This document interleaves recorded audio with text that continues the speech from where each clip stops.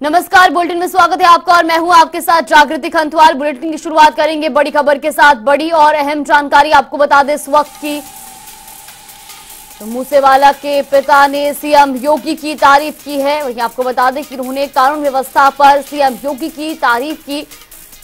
बलकौर सिंह ने सीएम योगी को याद किया। सरकार सोई हुई थी इसलिए बेटे की हत्या हुई, अगर योगी होते तो ऐसा नहीं होता।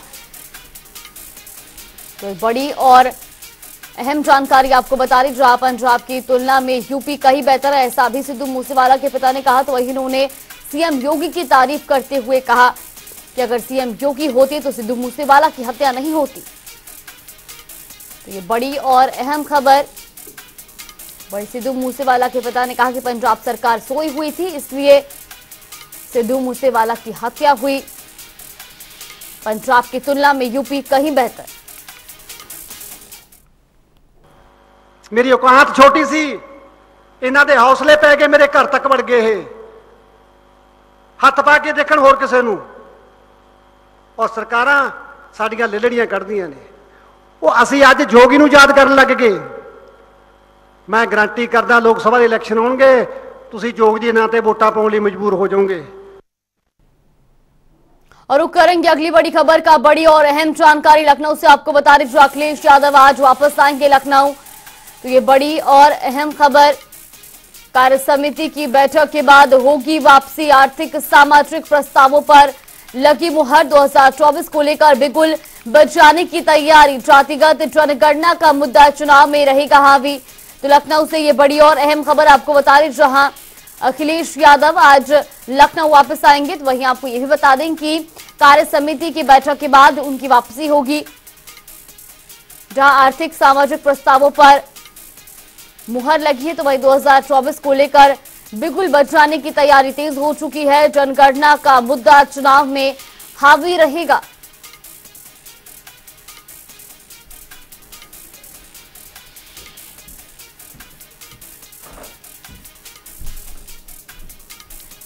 वैसे खबर पर ज्यादा जानकारी के लिए हमारे सहयोगी तौकीर किदवई हमारे साथ जुड़ गए। तौकीर, आपसे जानना चाहेंगे, जिस तरह से आज अखिलेश यादव की अब लखनऊ वापसी होगी, क्या कुछ पूरी अपडेट मिल रही है? देखिए, 3 दिवसीय ये कार्यक्रम था जिसमें राष्ट्रीय कार्यकारिणी की बैठक होनी थी और सभी पदाधिकारी इसमें पहुंचे थे। करीब 67 से ज्यादा जो पदाधिकारी अभी हाल ही में बनाए गए थे, वो सभी लोग इसका हिस्सा थे। और इसके अलावा जो प्रदेश प्रभारी थे, इनके 20 ऐसे प्रदेश थे, वहां के प्रदेश अध्यक्ष वो भी इस बैठक में शामिल हुए थे। कल इस बैठक की समाप्ति हुई थी और उसके बाद अखिलेश यादव ने प्रेस कॉन्फ्रेंस भी की थी और उसमें साफ तौर पर कहा था कि 2024 की जो तैयारियां हैं उसमें जाति जनगणना का मुद्दा अहम रहेगा। और इसके अलावा जिस तरह से यहाँ पे भर्तियों में बेरोजगारी की दर बढ़ रही है और भर्तियों में लगातार सवाल उठ रहे हैं, उत्तर प्रदेश में जो भी भर्तियां हुई हैं वो सभी अभ्यर्थियां तो सड़कों पे हैं, तो धरना दे रहे हैं। उन लोगों का साथ दिया जाएगा। खासकर जो ओबीसी के जो छात्र हैं जिनको आरक्षण के नाम पर इनको भर्ती नहीं दी गई, चाहे 69,000 शिक्षक का भर्ती का मामला हो या फिर होम्योपैथिक के जो अभ्यर्थी थे उनको शायद अभी तक चयन नहीं मिल पाया, तो ऐसे अभ्यर्थियों को वो साथ देंगे। और समाजवादी पार्टी कहीं ना कहीं सड़कों पर भी नजर आएगी अब 2024 के चुनाव से पहले। कल ही अखिलेश यादव रवाना हो चुके हैं कलकत्ता से लखनऊ के लिए और आज माना जा रहा है कि शाम तक वो लखनऊ में भी बैठक कर सकते हैं और वहां पर भी पदाधिकारियों के साथ चर्चा करेंगे। 2024 की नींव जो रखी जा चुकी है अब उसका बिगुल बजना बाकी है। जी बिल्कुल तौकीर, बहुत बहुत धन्यवाद आपका हमारे साथ जुड़ने के लिए और तमाम जानकारी हम तक पहुंचाने के लिए। तो लखनऊ से बड़ी खबर आपको बता रही, जो अखिलेश यादव आज लखनऊ वापसी करेंगे। कार्य समिति की बैठक के बाद ही वापसी होगी। तो वहीं आपको बता दें कि आर्थिक और सामाजिक प्रस्तावों पर जहां मुहर लगी है, तो वहीं 2024 को लेकर बिगुल बचाने की तैयारियां भी तेज हो चुकी हैं। और रुक करेंगे अगली बड़ी खबर की ओर। बड़ी और अहम जानकारी मिर्जापुर से आपको बता रहे, जहां विंध्य महोत्सव में होगा सांस्कृतिक कार्यक्रम का आयोजन।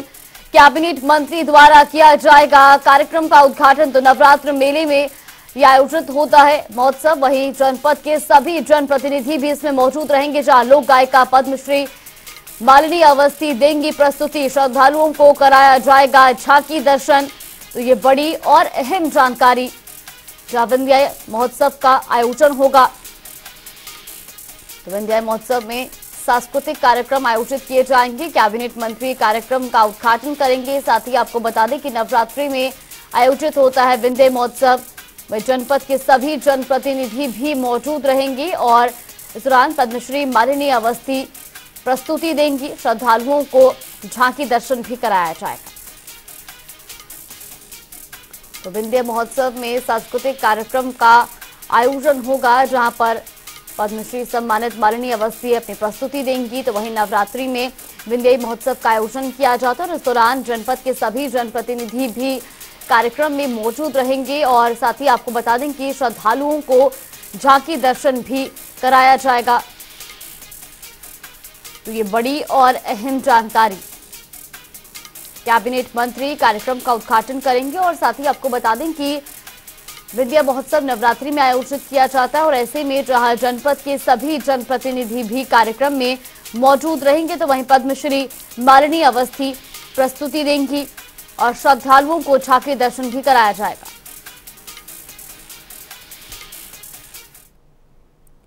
चलिए वक्त तो चला एक छोटे से ब्रेक का। ब्रेक के बाद जल्द हाजिर होंगे।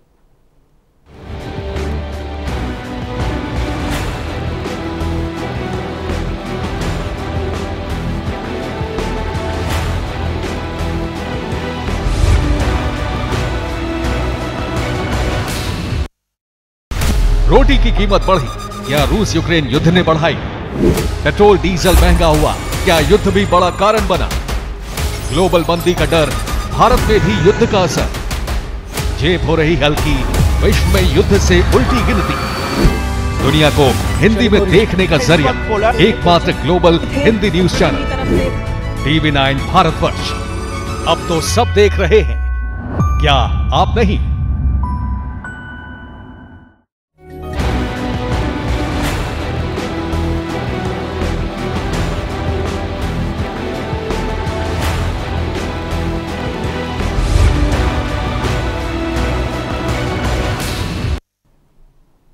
ब्रेक के बाद स्वागत है आपका। रुख करेंगे खबरों की ओर। यूपी में 72 घंटे की सांकेतिक हड़ताल को ऊर्जा मंत्री ए.के. शर्मा से वार्ता के बाद विद्युत कर्मचारी संयुक्त संघर्ष मोर्चा के संयोजक शैलेंद्र दुबे ने कल आंदोलन वापस लेने की घोषणा की है।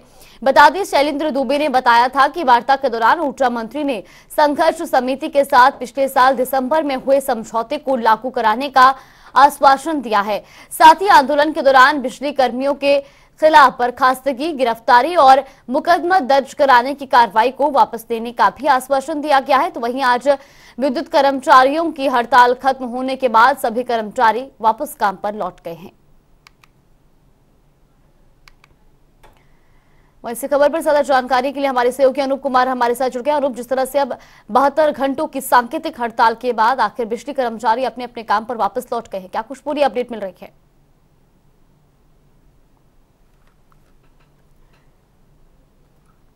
अनूप, आप तक आवाज पहुंच रही है?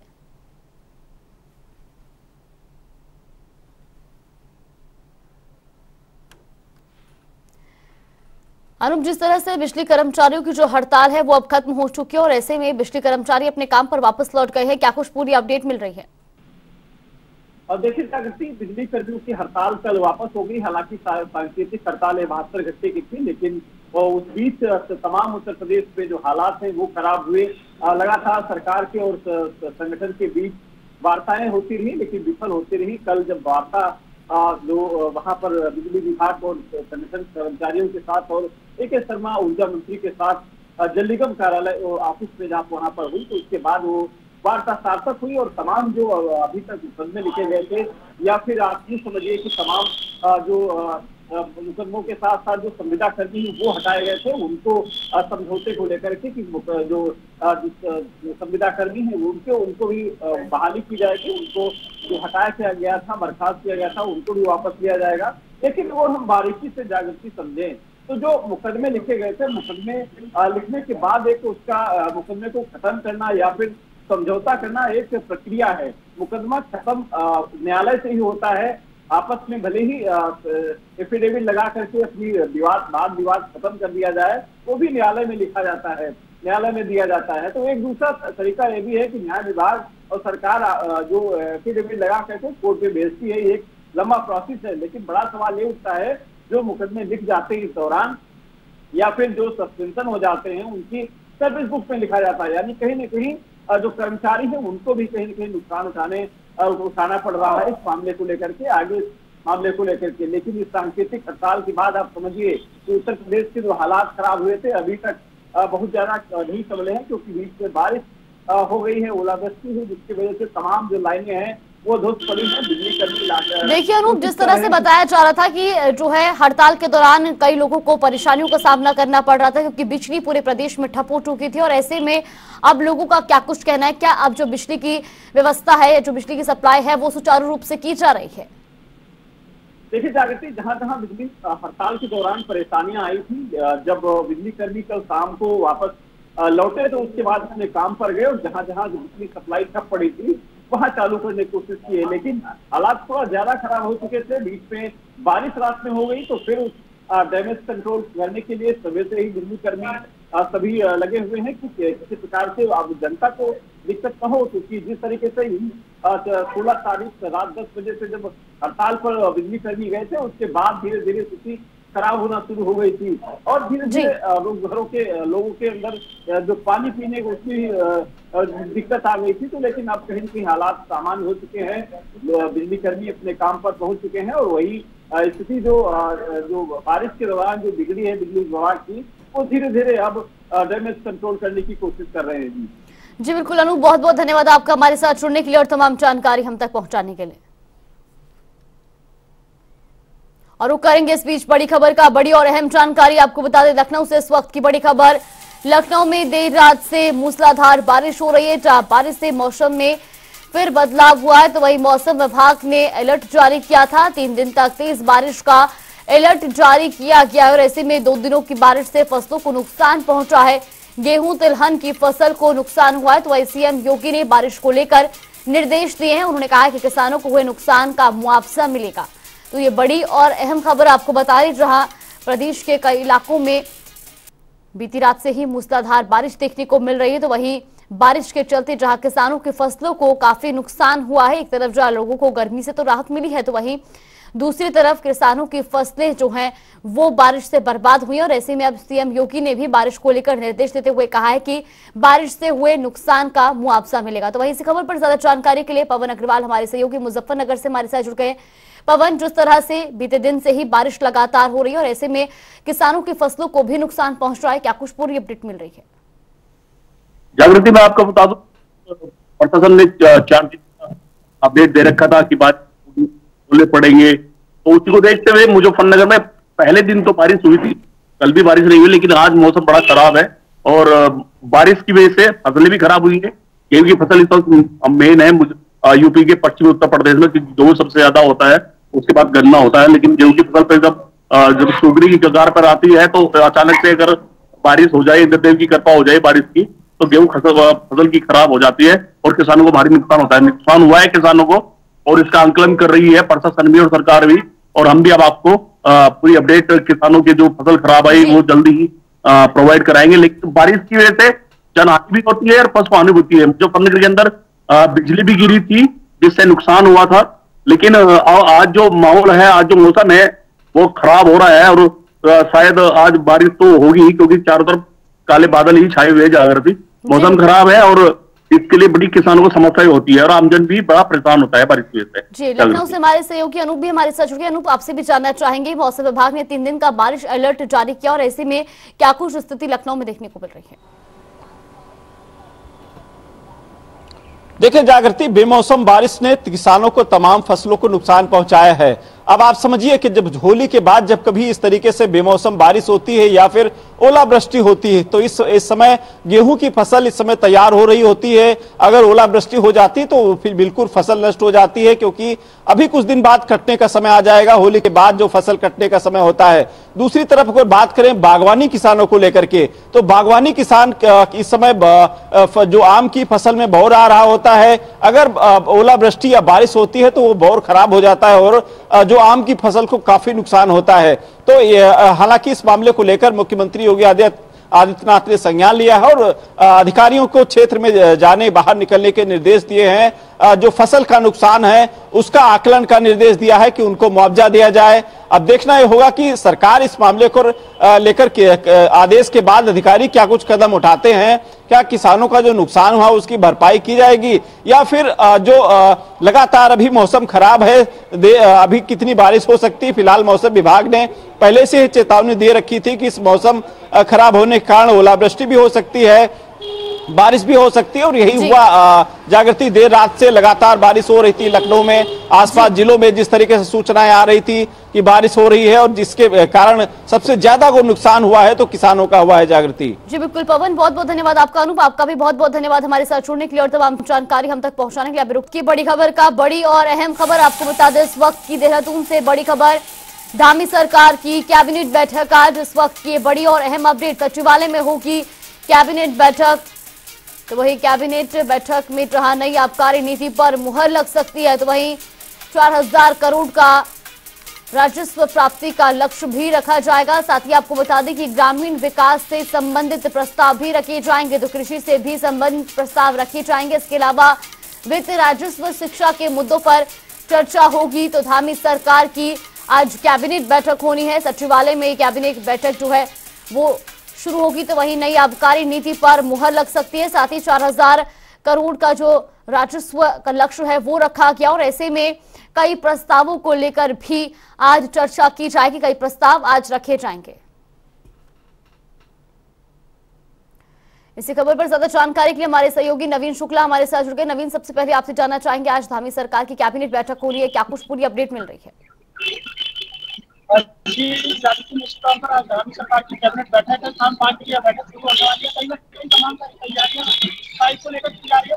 धामी ने साफ तौर पर ये कहा था कि जो भी मंत्री है वो अपने एजेंडे को लेकर और पूरी तैयारी के साथ बैठक में आए।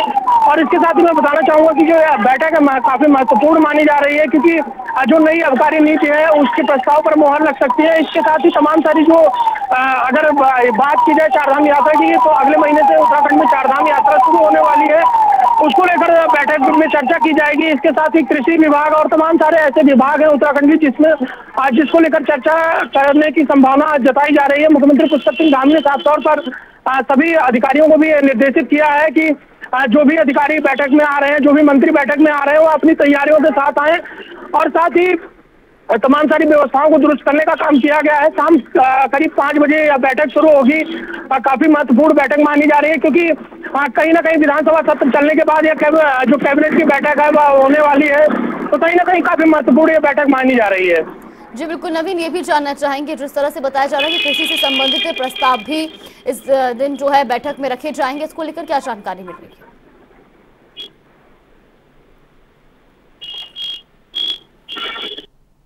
नवीन, आप तक आवाज पहुंच रही है? बताया जा रहा है कि कृषि से संबंधित जो प्रस्ताव है वो भी बैठक में रखे जाएंगे, इसको लेकर क्या कुछ पूरी अपडेट मिल रही है? जी निश्चित तौर पर अगर बात की जाए धामी कैबिनेट की जो महत्वपूर्ण बैठक है, तमाम सारे मुद्दे इसमें एजेंडे रखे गए हैं। कृषि विभाग का जो है वह एजेंडा रखा गया है। इसके साथ ही उत्तराखंड का विकास डेवलपमेंट किस तरीके से हो और जो उत्तराखंड की दशा और दिशा को किस तरीके से सुधारने का काम किया जाए, इन तमाम सारे विषयों को लेकर आज चर्चा होने जा रही है। इसके साथ ही में महत्वपूर्ण बात यह है कि उत्तराखंड में अगले माह से चारधाम यात्रा शुरू होने वाली है, तो कहीं ना कहीं इस बैठक में चारधाम यात्रा को व्यवस्थित करने का किस तरीके से व्यवस्थित की जाए, क्या कुछ व्यवस्थाएं और की जाए, स्वास्थ्य विभाग किस तरीके से काम करेगा, इन तमाम सारे विषयों को लेकर जो है कैबिनेट में बैठक में चर्चा होने की संभावना है। और कई प्रस्ताव ऐसे आने वाले हैं जो उत्तराखंड के विकास को लेकर काम करेंगे, उन प्रस्तावों पर भी मुहर लगने की संभावना है। मुख्यमंत्री पुष्कर सिंह धामी लगातार ऐसे फैसले लेते आए हैं जो उत्तराखंड के विकास को लेकर किए गए हैं और आज यह महत्वपूर्ण बैठक होने वाली है, तो कहीं ना कहीं कई महत्वपूर्ण विषयों पर मुहर लगने की संभावना जताई जा रही है। जी बिल्कुल नवीन, बहुत बहुत धन्यवाद आपको हमारे साथ जुड़ने के लिए और तमाम जानकारी हम तक पहुंचाने के लिए। रुक करेंगे अगली बड़ी खबर की ओर। बड़ी और अहम जानकारी आपको बता दें देहरादून से, जहां धामी सरकार ने बड़ा फैसला लिया है, खिलाड़ियों का पलायन पर यह फैसला लिया गया है। तो वहीं आपको बता दें कि प्रदेश के खिलाड़ियों को अब नौकरी सीधे तौर पर दी जाएगी, जहां आपको बता दें कि 2000 से 5400 ग्रेड पर नौकरी का प्रस्ताव रखा गया है। तो वही वित्त विभाग ने मंजूरी दी है और मंजूरी के बाद वित्त विभाग को प्रस्ताव भेजा गया है। जल्द जारी हो सकता है शासनादेश।